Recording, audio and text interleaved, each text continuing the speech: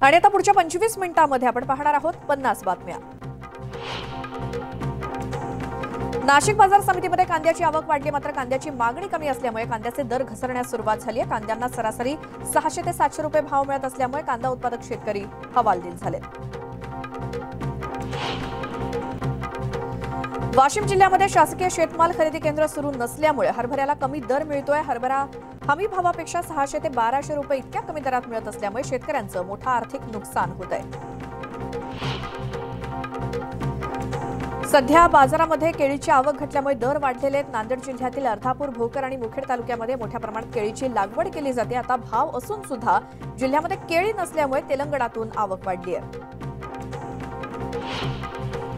रत्नागिरीतल्या दापोलीमध्ये सर्वत्र धुक्याची चादर पाहायला मिळते आणि गेल्या काही दिवसांपासून थंडी गायब झाली होती, त्यामुळे गरमी वाढली होती। धुक्यामुळे मात्र आंबा बागायतदार चिंतेत आहेत। पुण्यामध्ये राज्यातील नीचांकी 9.4 अंश सेल्सिअस इतक्या तापमानाची नोंद झाली आहे। राज्यातील उच्चांकी तापमान 36.8 अंश सेल्सिअस अकोल्यात नोंदवण्यात आलंय। 2 दिवस तापमान स्थिर राहणार असल्याचा अंदाज हवामान विभागानं वर्तवलाय। पिंपरी चिंचवड शहराची ओळख असलेली पवना नदी गटारगंगा बनली आहे। शेकडो कंपन्यांमधील रसायन मिश्रित पाणी थेट नदीमध्ये सोडलं जात आहे। या दूषित पाण्यामुळे नागरिकांच्या जीवाला धोका निर्माण झालाय। महानगरपालिका आणि प्रदूषण नियंत्रक मंडळ याकडे दुर्लक्ष करत असल्याचा आरोप होतोय। गोंदिया जिल्ह्यामध्ये 10 महिन्यात 451 बालकांचा मृत्यू झाल्याची धक्कादायक आकडेवारी समोर आली आहे। गर्भवती महिला प्रसूतीसाठी आरोग्य संस्थेमध्ये दाखल होऊन सुद्धा बालमृत्यू थांबवण्यात यंत्रणा अपयशी ठरत असल्याचं दिसून येत आहे। आशिया खंडातली पहिली मोबाईल मिनी हॉस्पिटल व्हॅन आरोग्य सेवेमध्ये दाखल झाली। याद्वारे रुग्णांच्या घरी जाऊन आरोग्य तपासणी केली जाणार आहे। प्राथमिक उपचारापासून ते थेट शस्त्रक्रियेपर्यंत व्हॅनमध्येच उपचार केले जाणार आहेत। वाशिम जिल्ह्यामध्ये 14,853 जनावरांना लंपीचा संसर्ग झालाय। त्यापैकी 910 जनावरांचा मृत्यू झाला असून त्यातील केवळ 520 पशुपालकांना मदतीचं वाटप झालंय। अद्यापही जिल्ह्यातील 390 पशुपालकांना शासनाकडून मदत मिळाली नसल्यामुळे पशुपालकांमध्ये नाराजीचं वातावरण आहे। ऑल इंडिया डिजिटल केबल फेडरेशननं ब्रॉडकास्टर्स आणि भारतीय दूरसंचार नियामक प्राधिकरणाविरोधात नाराजी व्यक्त केली आहे। ब्रॉडकास्टर्सनी केबल टीव्ही पुरवणाऱ्या प्लॅटफॉर्मवरील चॅनलच्या किमती वाढवण्याची अट ठेवली आहे आणि याला ऑपरेटर्सनी विरोध केल्यानं वाहिन्यांचं प्रक्षेपण शनिवारपासून बंद करण्यात आलंय। बेस्ट उपक्रमाच्या एसी बसेसना प्रवाशांनी पसंती दिली आहे, त्यामुळे बेस्टनं आणखी 280 एसी बसेस येत्या मार्चपर्यंत ताफ्यामध्ये दाखल करण्याचा निर्णय घेतलाय। त्यात 200 सिंगल डेकर बसचा समावेश आहे आणि त्यामुळे प्रवाशांचा प्रवास आणखी आरामदायी होणार आहे। आर्थर रोड तुरुंगातील सुरक्षा कर्मचारी अनिल इंगळे आणि तुरुंग अधीक्षक अडचणीत आलेत। एका आरोपीकडून त्यांच्या विरोधात छळवणुकीची तक्रार आल्यामुळे विशेष पीएमएलए न्यायालयाच्या न्यायाधीशांनी याची गंभीर दखल घेतली आहे। या संदर्भातला अहवाल न्यायाधीशांनी मागवलाय।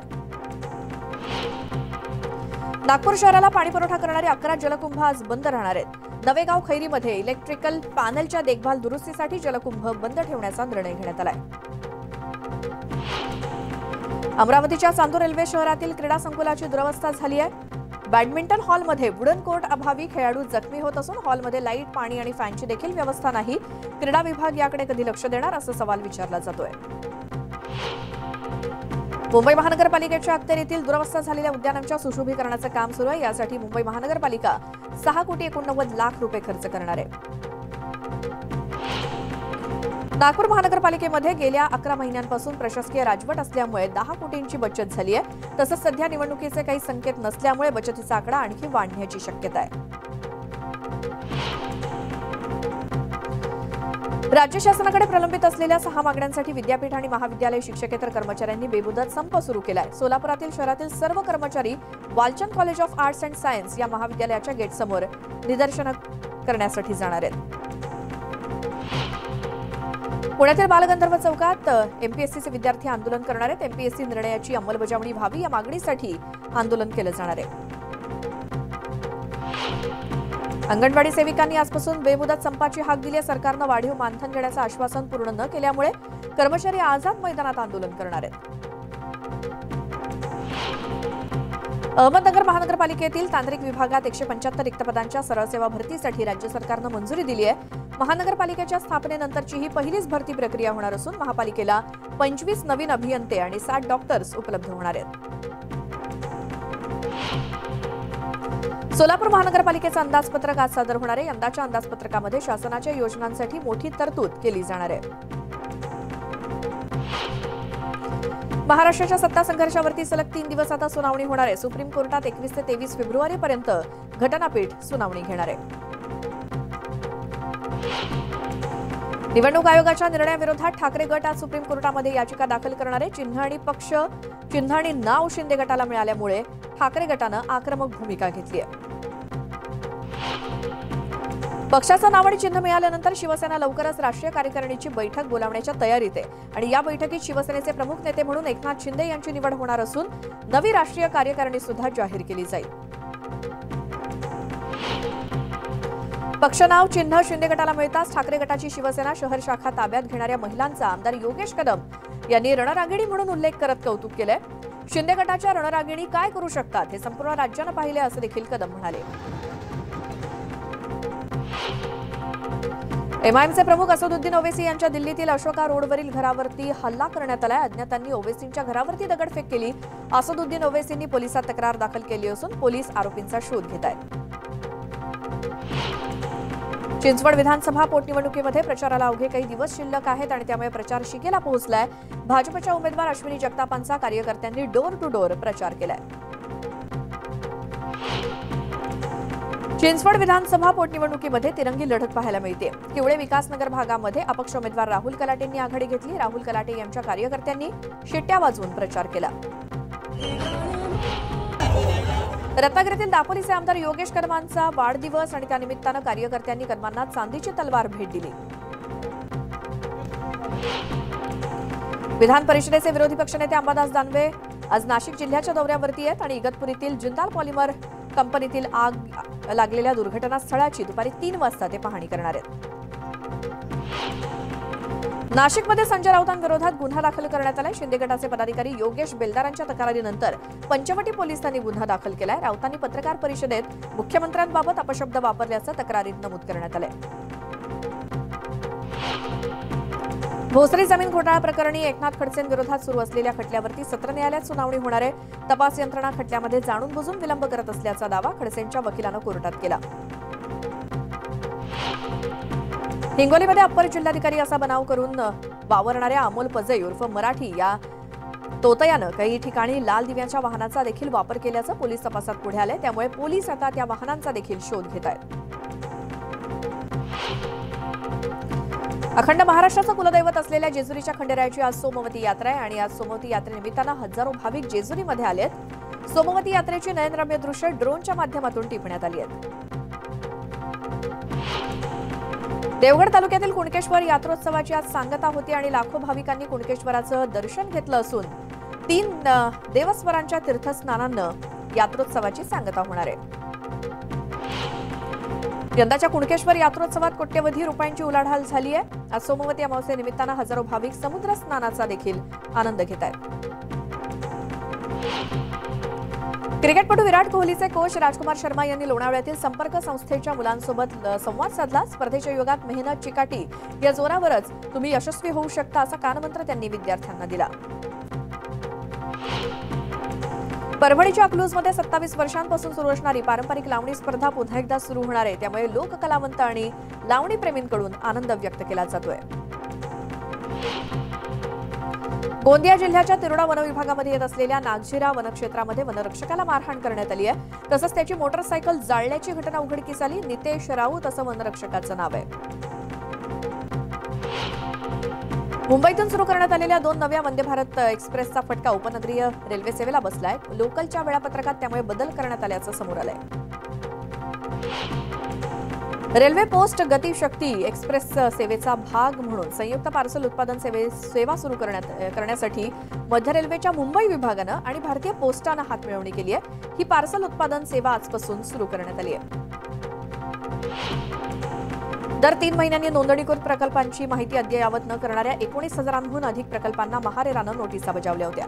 या दणक्यानंतर संबंधित विकासक अखेर जागे झालेत आणि त्यांनी अद्ययावत केलेल्या माहितीनुसार 700 प्रकल्प पूर्ण झालेत. केंद्रीय गृहमंत्री अमित शहा नागालँड दौऱ्यावरती असून ते जाहीर सभेला संबोधित करणार आहेत. नागालँडमध्ये 27 फेब्रुवारीला मतदान होणार असल्यामुळे अमित शहांचा नागालँड दौरा महत्त्वाचा मानला जातोय. काँग्रेस नेत्या प्रियंका गांधी आणि त्यांचे पती रॉबर्ट वाड्रा यांच्यासह जम्मू काश्मीरच्या गुलमर्गमध्ये रोपवेचा आनंद लुटताना दिसले. गेल्या 4 दिवसांपासून राहुल गांधी सुद्धा सुट्टीचा आनंद घेत आहेत. तुर्कस्तानात मदत आणि बचाव कार्यासाठी गेलेल्या भारतीय जवानांना तुर्कस्तानी नागरिकांनी अनोख्या पद्धतीने निरोप दिला. विमानतळावरती तुर्कस्तानी नागरिकांनी टाळ्या वाजवून भारतीय जवानांप्रती कृतज्ञता व्यक्त केली. गाझियाबादच्या लोणी इथे निर्माणाधीन कारखाना कोसळला आणि या दुर्घटनेमध्ये 2 मजूर ठार झाले असून 8 जण जखमी झालेत. एनडीआरएफच्या पथकाकडून घटनास्थळी बचाव कार्य सुरू आहे. छत्तीसगडच्या रायपूरमध्ये एका दुकान मालकानं दुकानात काम करणाऱ्या अल्पवयीन तरुणीवरती शस्त्रानं हल्ला केला. ही मुलगी आरोपीच्या दुकानातील काम सोडून जाणार असल्याचं समजताच त्यानं तरुणीवरती हल्ला केला आणि आरोपीला अटक करण्यात आली असून पुढील तपास सुरू आहे. बिहारच्या पाटणा इथे पार्किंगच्या वादातून गोळीबार करण्यात आला आणि या गोळीबारामध्ये 2 जण ठार झाले असून दोघांची प्रकृती गंभीर आहे. संतप्त नागरिकांनी आरोपीच्या घराला आणि गोडाऊनला आग लावली असून परिसरात तणावाचं वातावरण निर्माण झालंय. भारतीय क्रिकेट संघानं दिल्लीतील पंतप्रधान संग्रहालयाला भेट दिली. यावेळी देशाच्या विकासामध्ये माजी पंतप्रधानांनी दिलेल्या योगदानाबद्दल भारतीय संघानं माहिती घेतली. आणि पाकिस्तानच्या क्वेटा इथे महिला आंदोलकांना सुरक्षा दलांनी अटक केली. त्यामुळे आंदोलकांनी क्वेटामधील मुख्य महामार्ग रोखला आणि ही आंदोलन सुरू केलंय.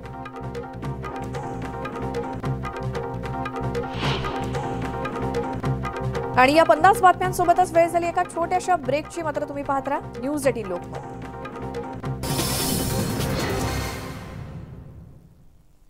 ब्रेकनंतर बुलेटिनमध्ये तुमचं स्वागत आणि एक सविस्तर बातमी पाहूयात. पुण्यातल्या बालगंधर्व चौकामध्ये एमपीएससीचे विद्यार्थी आंदोलन करतायत. एमपीएससी निर्णयाची अंमलबजावणी व्हावी या मागणीसाठी हे आंदोलन करण्यात येत आहे.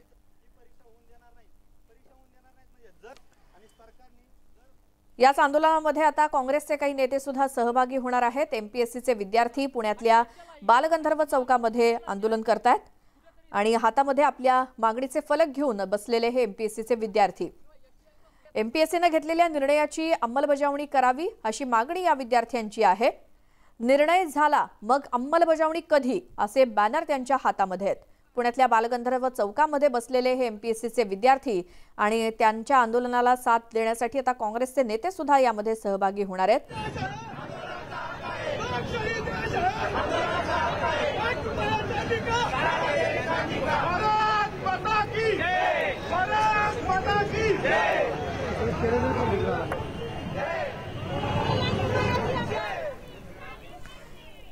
एमपीएससीच्या विद्यार्थ्यांच्या या आंदोलनाकडे आपलं लक्ष असेलच. मात्र तुर्तास या बुलेटिनमध्ये आपण इथेच थांबणार आहोत. इतर सगळ्या बातम्यांच्या अपडेटसाठी तुम्ही पाहत राहा न्यूज 18 लोकमत.